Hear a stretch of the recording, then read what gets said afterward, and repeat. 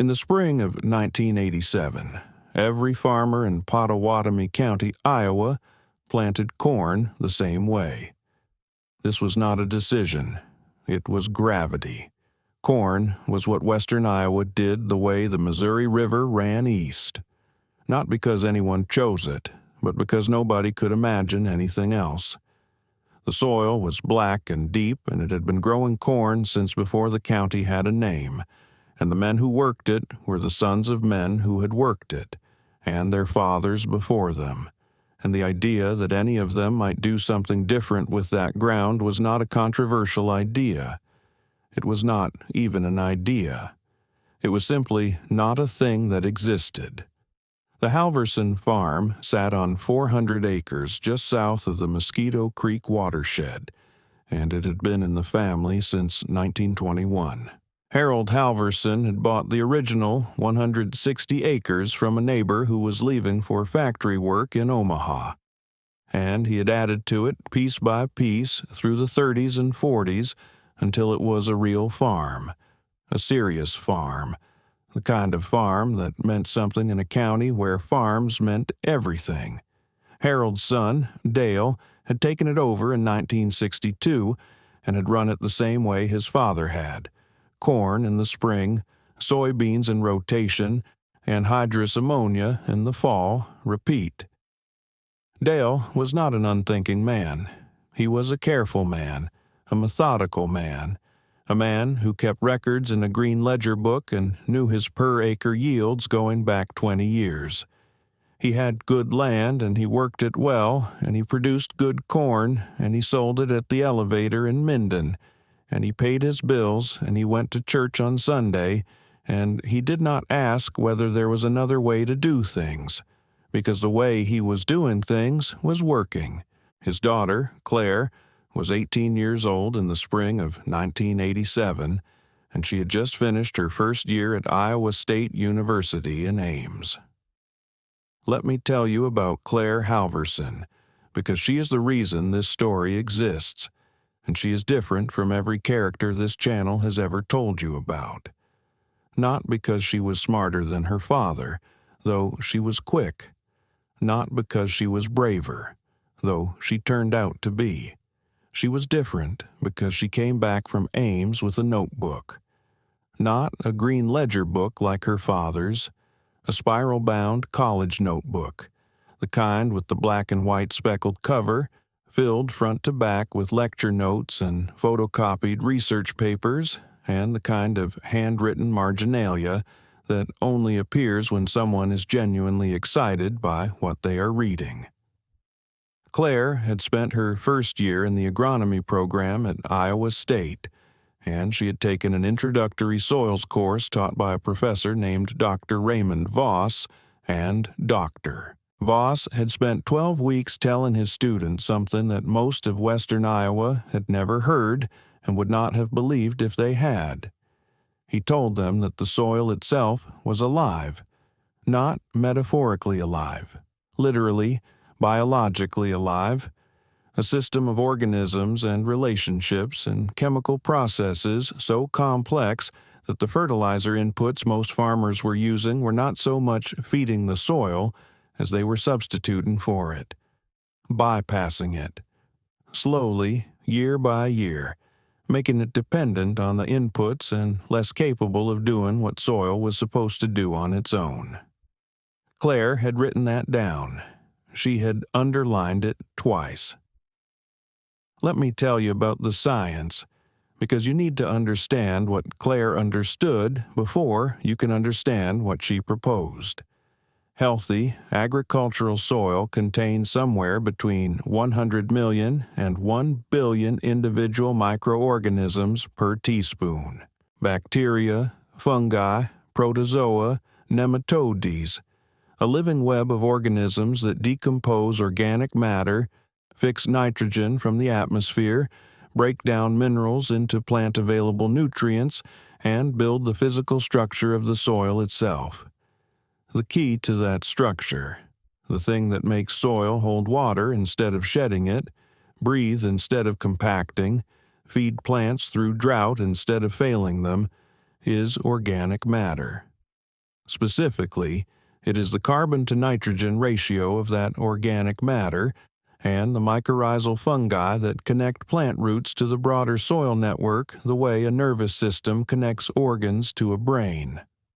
Continuous corn, planted in the same fields year after year, fed with synthetic nitrogen and plowed in the fall, was doing something specific to that system. It was reducing organic matter. It was disrupting the fungal networks. It was compacting the subsoil with heavy equipment passes and eliminating the biological activity that kept that compaction from becoming permanent. Dale Halverson's fields were producing 140 bushels per acre, which was good for 1987.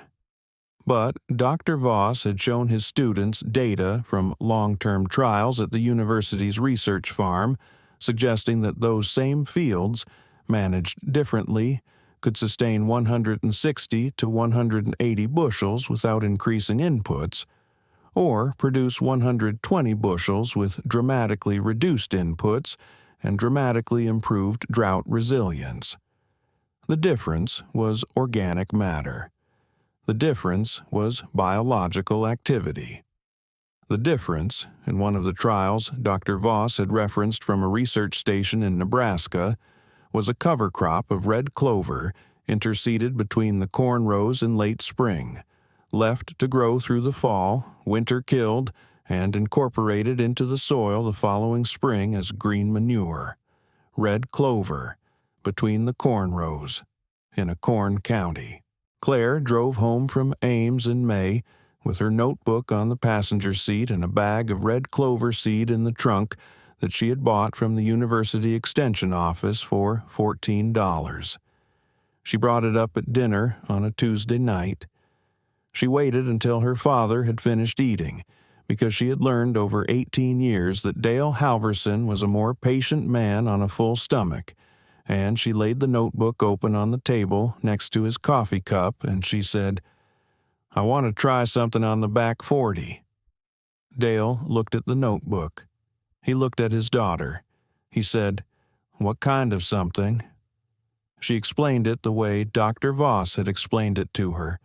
The soil biology, the organic matter, the mycorrhizal networks, the nitrogen fixation. She told him about the Nebraska trial data. She told him about the water holding capacity numbers. She told him that red clover interseeded at the V4 corn stage, after the canopy was established, would not compete with the corn for light or moisture during the growing season, and would fix 80 to 120 pounds of nitrogen per acre that would be available to the following year's crop. She told him that the per-acre seed cost was 35 cents. The kitchen went quiet. Her mother, Ruth, stopped washing the dishes.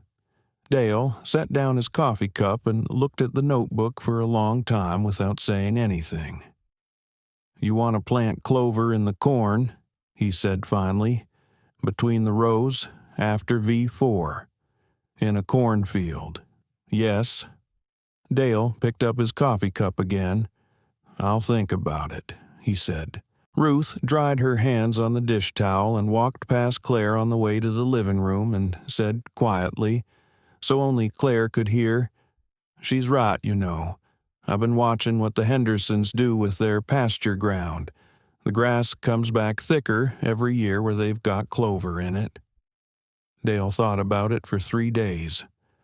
On the 4th day, he told Claire she could plant her clover on the back 40, not the whole farm, the back 40, which was the least productive ground they had, low-lying, prone to compaction, the field that had never quite responded to inputs the way the rest of the farm did.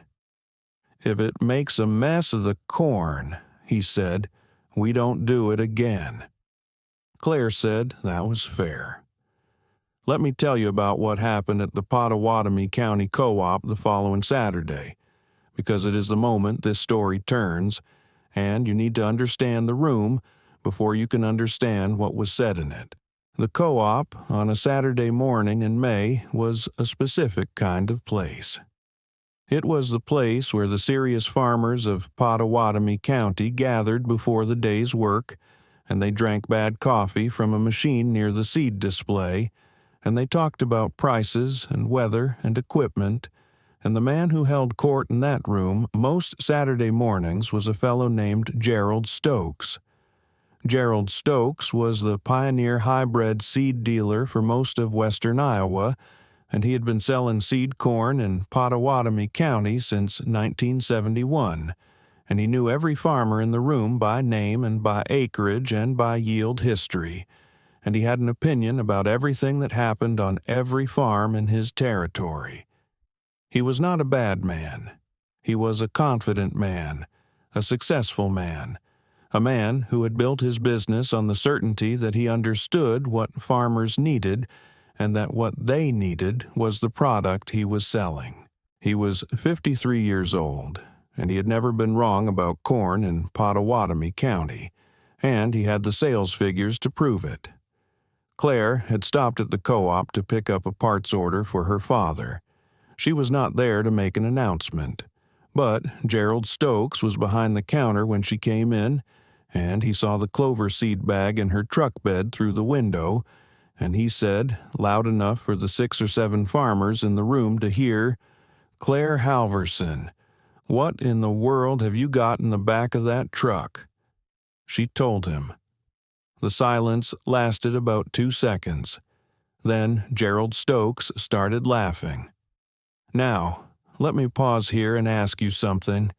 Have you ever heard someone laugh at an idea they haven't actually thought about?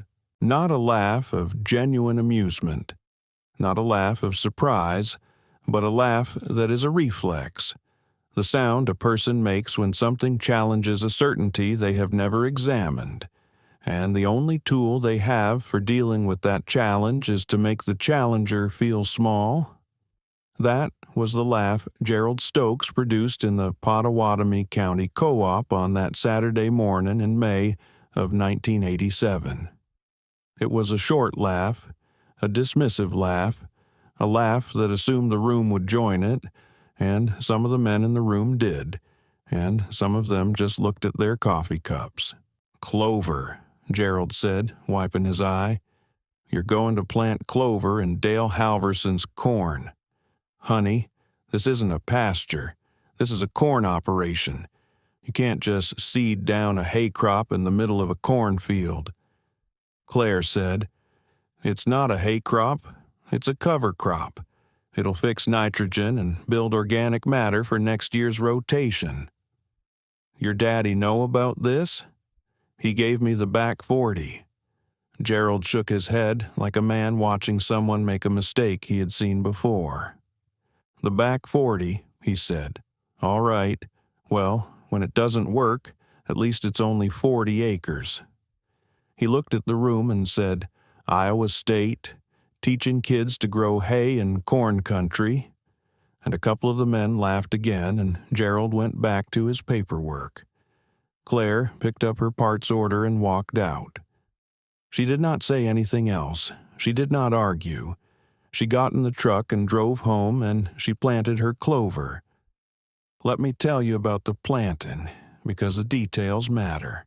Claire interseeded the red clover at the V4 stage of corn development, which is when the corn plant has 4 fully emerged leaf collars and the canopy is beginning to close. She used a cyclone seeder mounted on an ATV, broadcasting at 8 pounds per acre across all 40 acres of the backfield in a single afternoon in late June. The clover germinated within 10 days. By August, when the corn was at full canopy and the clover was growing in the shade beneath it, you could walk the rows and see the small trifoliate leaves spreading across the soil surface between the stalks. A green carpet under the corn, quiet and unremarkable, doing nothing that anyone standing in the field could see. That was the thing about what Claire was doing. It was invisible. The biology she was trying to restore was happening underground, in the top 6 inches of soil, in a world of organisms too small to see and processes too slow to observe. Gerald Stokes and every other farmer driving past on the county road could look at that back 40 and see nothing unusual. Just corn. The clover was there if you got out and walked the rows, but from the road it looked exactly like every other cornfield in the county. The corn came off in October at 138 bushels per acre on the clover field. Dale's best ground had done 144. The back 40 had averaged 122 the year before, so 138 was an improvement, but it was not a dramatic one. Claire recorded it in her notebook. She noted the clover stand going into winter. Dense and healthy, she wrote, good ground cover. She noted the date of the first hard frost, which winter killed the clover and left a mat of organic residue across the soil surface. Gerald Stokes heard the yield number from someone at the elevator and said, to no one in particular, that 138 bushels on ground that had done 122 was probably just a good year, not a clover year. Dale did not say anything about expanding the trial, but he did not tell her to stop. Let me tell you about the spring of 1988, because that is when the numbers started to matter. Claire came back from Ames for the summer with more research. A study from the University of Minnesota on legume nitrogen credits in corn rotations, a paper from the Rodale Institute on organic matter accumulation under cover crop systems, and a set of soil test results she had arranged through the Extension office that spring before planting. The back 40 had tested at 3.1% organic matter the previous fall. The rest of the farm averaged 2.7%. That difference, Dr. Voss had told his class, was the difference between soil that held water through a dry July and soil that started showing stress by the 20th. It was the difference between a crop that fed itself and a crop that needed you to feed it. She told Dale about the soil tests at dinner. He looked at the numbers for a long time. 1 year, he said. 1 year, she agreed. But the direction is right. He thought about it. Then he said, you can do the back 80. The back 80. She had doubled her trial. She planted clover again in late June, same method, same rate. She also began keeping a water infiltration log, a simple measurement, a coffee can pushed into the soil with a measured amount of water poured in, timing how long it took to absorb. The back 40, after 1 year of clover, absorbed water at a rate of 2.3 inches per hour. The adjacent corn ground, no cover crop, absorbed water at 0.9 inches per hour. She wrote that number down and underlined it 3 times. The 1988 harvest came in at 141 bushels per acre on the clover ground. The rest of the farm did 136. The gap was narrowing in the wrong direction for Gerald Stokes's argument, but it was still close enough that he could have called it noise. What was not noise was the anhydrous ammonia application. Dale had always applied 160 pounds of nitrogen per acre as anhydrous in the fall. Claire had convinced him to reduce the application on the back 80 to 100 pounds, crediting the clover's nitrogen fixation for the difference. The corn had not noticed. 141 bushels on 100 pounds of nitrogen versus 136 bushels on 160 pounds of nitrogen.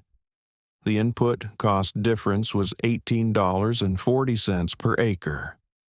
On 80 acres, that was $1,472 in savings. Dale looked at that number in the green ledger book for a while. Then he looked at Claire's spiral notebook. Then he said, "You want to do the whole farm?" "Yes," she said. "All 400 acres." "Yes." He was quiet for a moment. "Let me think about it," he said. He thought about it for 2 days. On the third day, he came in from the machine shed and said, "You decide the rotation, all 400 acres. You tell me what you need."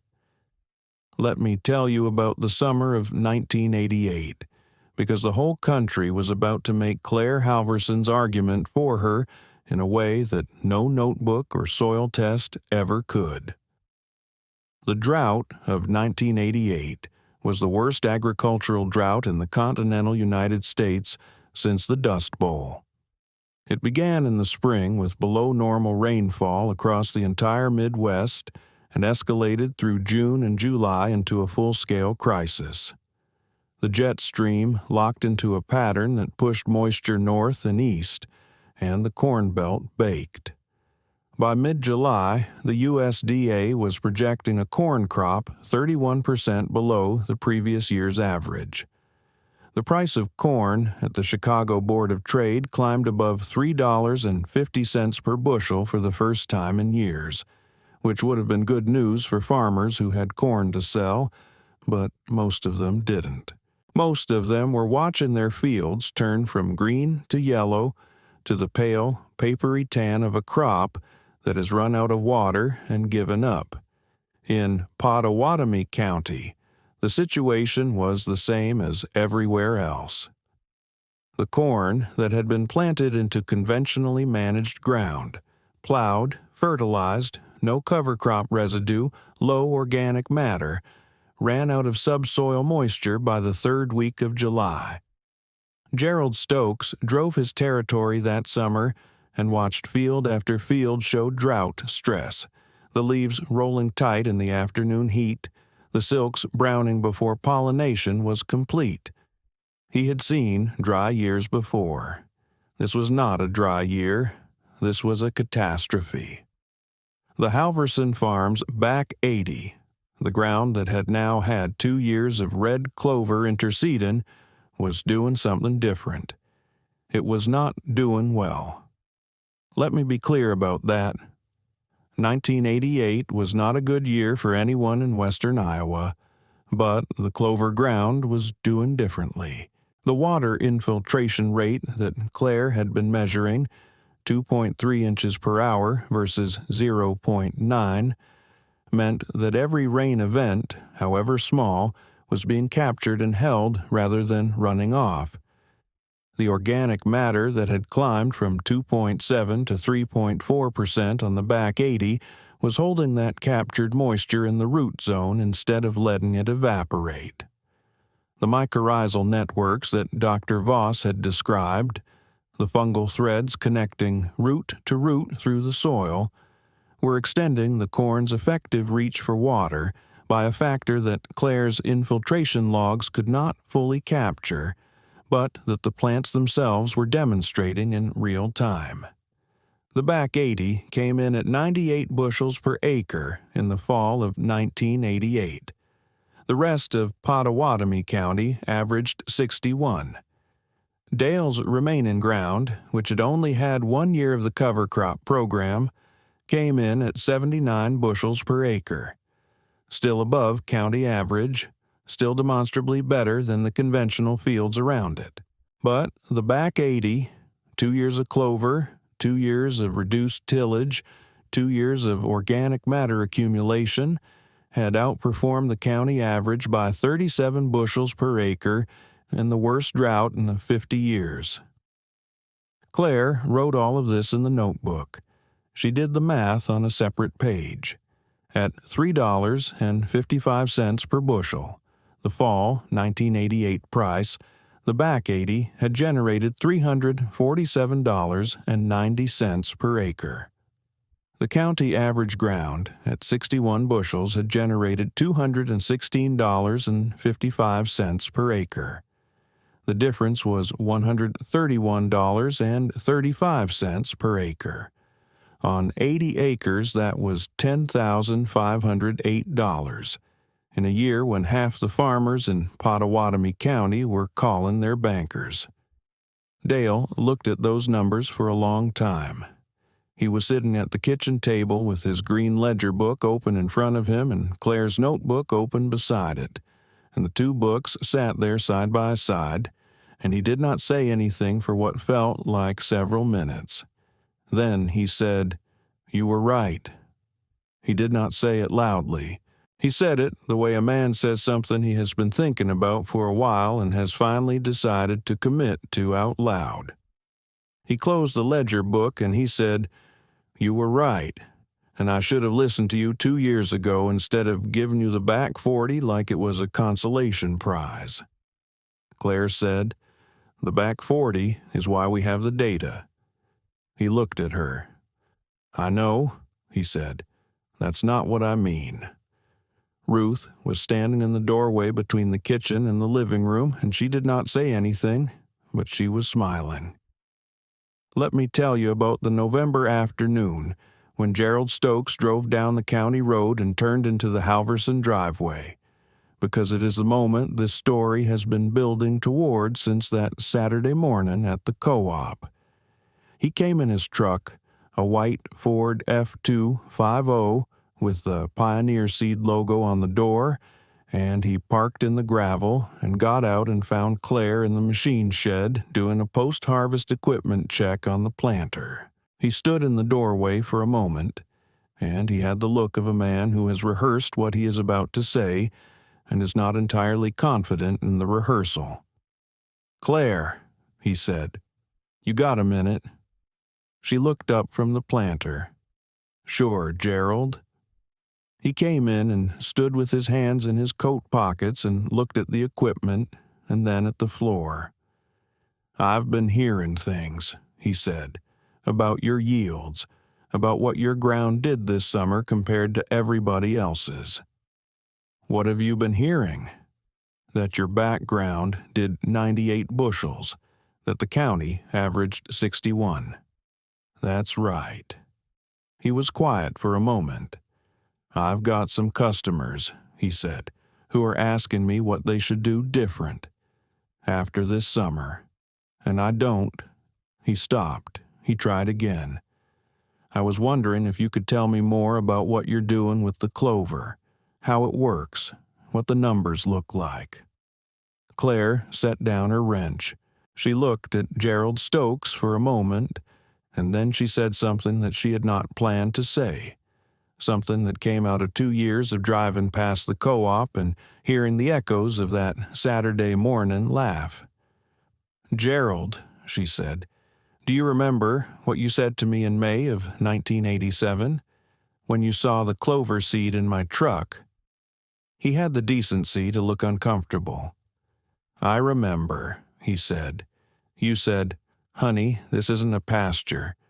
You said Iowa State was teaching kids to grow hay in corn country." She said it without anger, the way you state a fact. "I was 18 years old and I had a bag of seed that cost $14, and you laughed at me in front of half the farmers in the county." Gerald looked at the floor. "I know," he said. "I'm not telling you that to make you feel bad," she said. "I'm telling you that because the lesson isn't that clover is magic. The lesson is that any farm that grows only one thing and manages its soil only one way is a farm that needs only one disaster to fail. And 1988 was that disaster for a lot of people in this county. And it didn't have to be." She picked up her wrench again. "I'll write up what I know and get it to you. Bring your customers out here in the spring and I'll walk them through it." Gerald nodded. He said, "I appreciate that." He stood there a moment longer, like there was something else he wanted to say, and then he put his hat back on and walked out to his truck. Let me tell you about what happened in the years that followed, because the story doesn't end in November of 1988. By 1991, 14 farms in Pottawattamie County had adopted some version of the cover crop interseeding system that Claire had developed on the Halverson ground.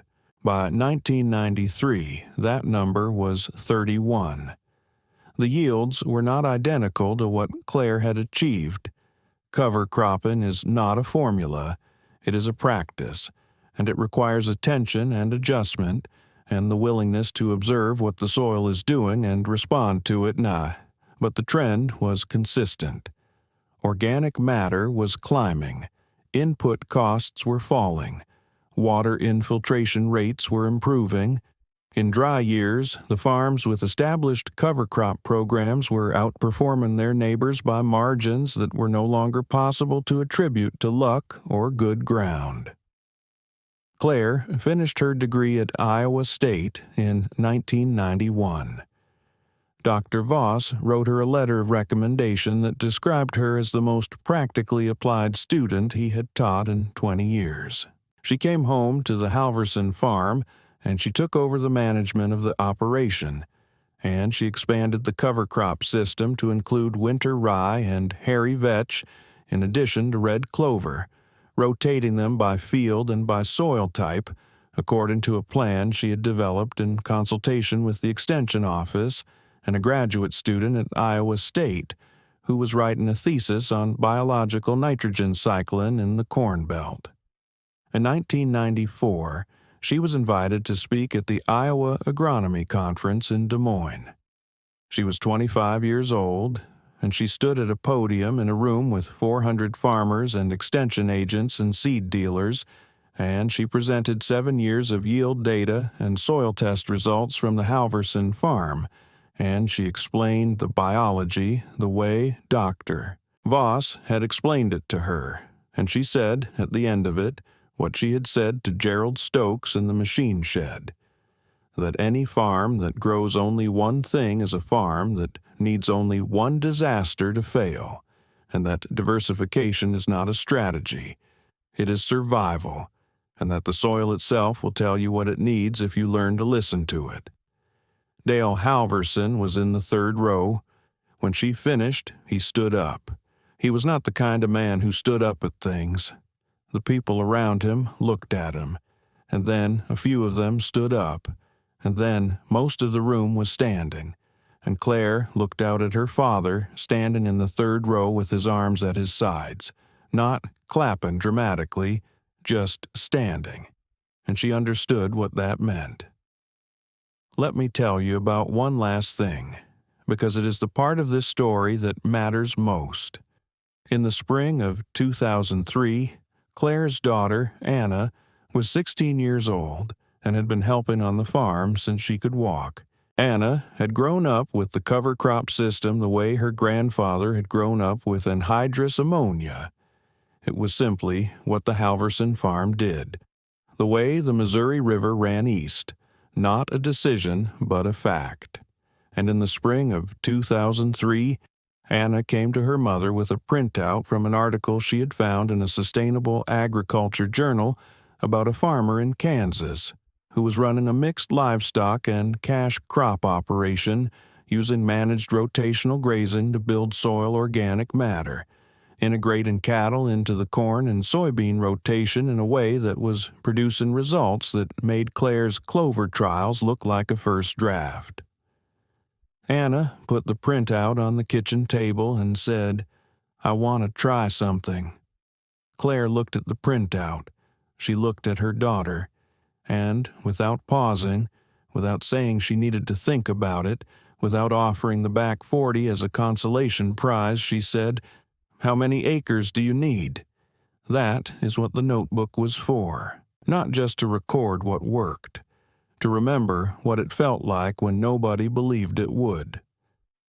The Halverson farm is still there, south of the Mosquito Creek watershed, 400 acres of black Iowa ground that has been in the same family for more than 100 years. The organic matter in those fields is now above 4% in most areas, a number that soil scientists describe as exceptional for continuous row crop ground in the Corn Belt. The anhydrous ammonia applications that Dale Halverson was making at 160 pounds per acre in 1987 have been reduced to an average of 60 pounds per acre across the operation. The water infiltration rates that Claire first measured with a coffee can and a stopwatch are now documented in a formal soil health assessment that the local NRCS office uses as a reference case for farmers in the county. Gerald Stokes retired in 1998. He came to the Halverson farm one last time before he left, and he stood in the field road at the edge of the back 40, the original back 40, where all of it had started, and he looked at the soil and he said, "I should have listened to you sooner." Claire told him that the farmers he had sent to her in 1989 and 1990 had learned it in time for the dry years of the early 90s, and that was what mattered. He seemed to find some comfort in that. The spiral-bound notebook with the black and white speckled cover is in the kitchen drawer next to Dale's green ledger book. Both of them are full. She planted clover in a corn county. They laughed. The drought came. The corn died. The clover ground lived.